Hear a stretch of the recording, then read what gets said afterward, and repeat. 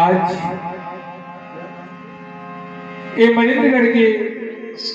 पावन धराधाम में हमारे परम पूज्य बड़े गुरु जी श्री परमेश्वर सिंह बरगाम जी के निवासी स्थान में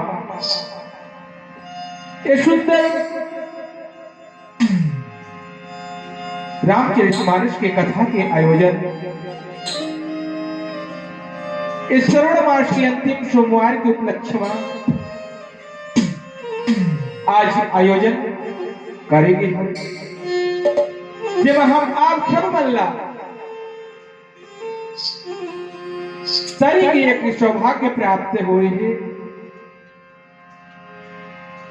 मैं आयोजन करता बड़े गुरुदेवला अपने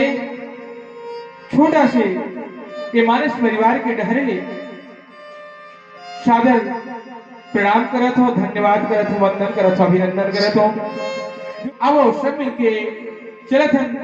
रामायण सुमरणी की तरफ। आज सभा माया के मानस के मोरे गंगा चल चल बोहावनी हाँ पैया लाला गोवे तो रामे रमैया के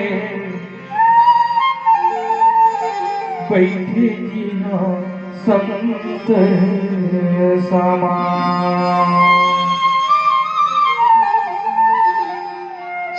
तुलसी के बिरवा बन के महकत है घर अंगनाले राम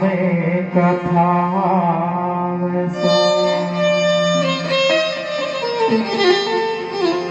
भाखा है जन जन के राखो गैला जतन के राम भजन